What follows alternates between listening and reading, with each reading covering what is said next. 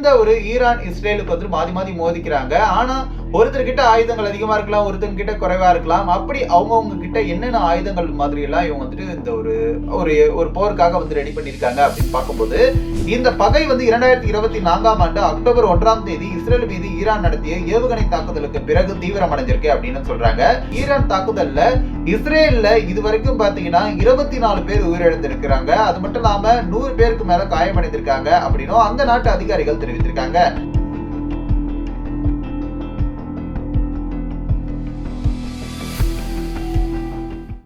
நண்பர்கள் எதிரியானது எப்படி? பாசப்பிணைப்பா இருந்தவங்க திடீர்னு மோதுறதுக்கு என்ன காரணம்?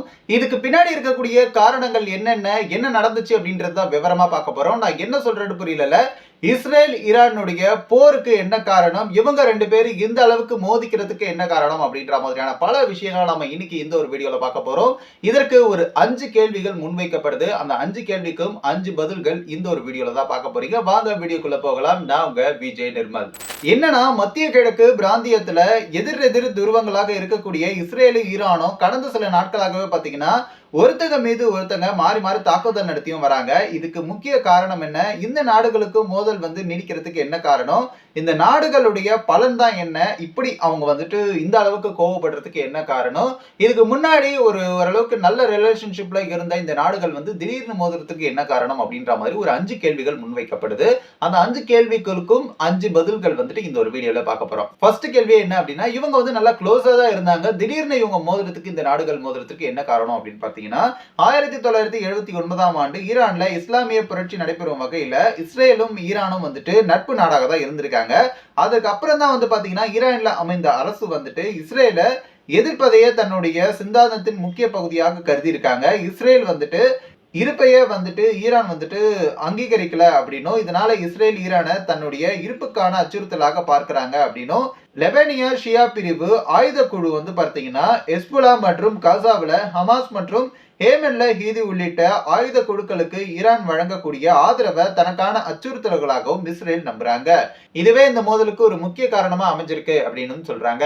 அடுத்ததா என்னன்னா, சமீபத்திய மோதல்கள்ல எதனால வந்துட்டு இந்த ஒரு மோதல்கள்லாம் உருவாகுச்சு அப்படின்னு பார்க்கும்போது, இந்த பகை வந்து 2024ஆம் ஆண்டு அக்டோபர் 1ஆம் தேதி இஸ்ரேல் மீது ஈரான் நடத்திய ஏவுகணை தாக்குதலுக்கு பிறகு தீவிரமடைஞ்சிருக்கு அப்படின்னு சொல்றாங்க. அதாவது ஹெஸ்புல்லா தலைவர்கள் இஸ்ரேல் கொன்றதற்கு பதிலளிக்கும் வகையில தான் இந்த தாக்குதலை நடத்தியதாகவும் ஈரான் சொல்றாங்க. இதன் பிறகு இஸ்ரேல் ஈரானுடைய ராணுவ இலக்குகள் மீது அப்படி வான்வழி தாக்குதலும் நடத்தியிருக்காங்க. இதுவே இந்த மோதலுக்கு ஒரு முக்கிய தீவிரமடைஞ்சிருக்கு.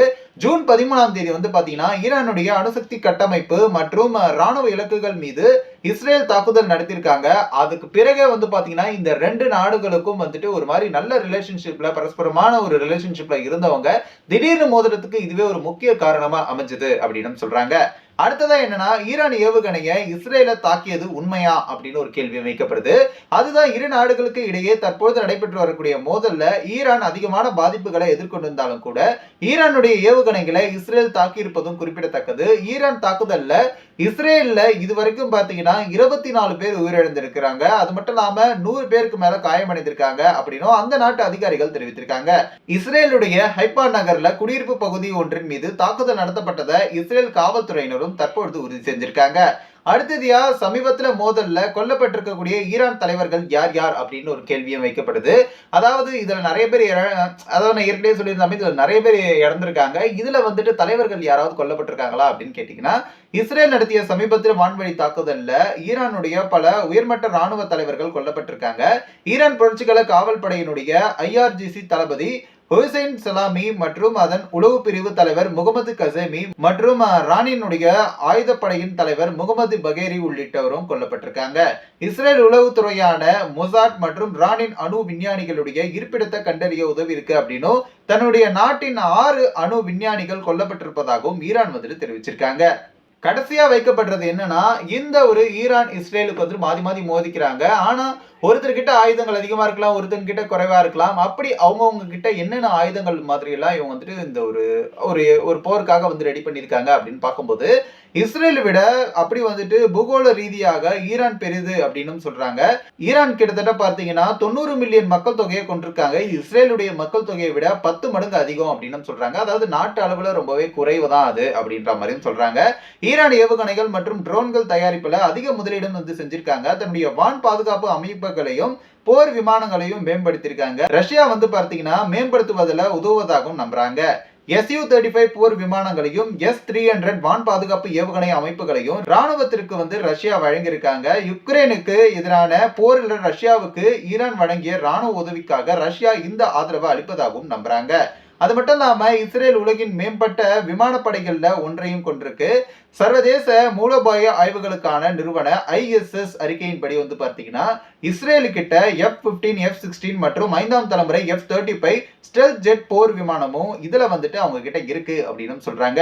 ஈரான் கிட்ட அணு ஆயுதங்கள் இருக்கா அப்படின்னு கேட்டீங்கன்னா, அதாவது ஈரான் கிட்ட அதிகாரப்பூர்வமாக அணு ஆயுதங்கள் இல்ல, ஆனா ஒரு அணுசக்தி திட்டம் இருக்கு அப்படின்னும் அது குறித்து உலக நாடுகள் சில விஷயங்களை தெரிஞ்சிருக்காங்க அப்படின்னும் 2025ஆம் ஆண்டு மார்ச் நிலவரப்படி ஈரானிடம் வந்து பார்த்தீங்கன்னா, அதாவது 60% செறிவூட்டப்பட்ட 275 கிலோ யுரேனியம் இருக்கு அப்படின்னும் சர்வதேச அணுசக்தி அமைப்பு, அதாவது IAEA அப்படின்னு சொல்லக்கூடுவாங்க, அவங்க வந்துட்டு கூறியிருக்காங்க. இது மேலும் அது மட்டும் செறிவூட்டலினால பல அணு ஆயுதங்கள் தயாரிக்க முடியும் அப்படின்னும் 6 முதல் 18 மாத காலத்துல ஈரான் வந்து இந்த ஒரு ஆயுதத்தை தயாரிச்சிடலாம் அப்படின்ற மாதிரியும் சொல்றாங்க. இப்படி அவங்கள இந்த ஒரு போர் குறித்து சில கேள்விகள் முன்வைக்கப்படுது. அதுல ஒரு சில கேள்விகளுக்கு ஒரு சில பதில்களை எங்களுடைய சைட்ல இருந்து இந்த ஒரு வீடியோ மூலியமா நீங்க தெரிஞ்சுட்டு இருப்பீங்கன்னு நினைக்கிறேன். சோ இந்த ஒரு இஸ்ரேல் மற்றும் ஈரான் போர் கூடிய விரைவில் ஒரு முடிவுக்கு வரணும் அப்படின்றத பல பேர் வந்து சொல்லிட்டு இருக்காங்க. காரணம் இதனால பல உயிரிழப்புகள் ஒரு பக்கம் போறதா இருக்கட்டும், இன்னொரு பக்கம் நிறைய பேர் இப்ப வரைக்குமே ஒருவேளை சாப்பாடுக்கு கூட கஷ்டப்படக்கூடிய ஒரு சூழ்நிலை இருந்துகிட்டு இருக்கு. சோ இந்த சிச்சுவேஷன்ல சீக்கிரமாவே மாறணும் அப்படின்றத பல பேரும் சொல்றாங்க. சோ சீக்கிரமா இந்த ஒரு சிச்சுவேஷன் மாறும் அப்படின்னு நம்புவோம். இதே போல வேறொரு நிறைய செய்திகளை உடனுக்குடன் தெரிஞ்சுக்க நமது ஏஷியாநெட் நியூஸ் தமிழை தொடர்ந்து ஃபாலோ பண்ணுங்க. நம்ம சேனல்ல நிறைய வீடியோஸ் இருக்கு, எல்லா வீடியோஸும் பாருங்க. நமது சேனலை தொடர்ந்து ஃபாலோ பண்ணி நிறைய செய்திகளை உடனுக்குடன் தெரிஞ்சுக்குங்க. தேங்க்யூ.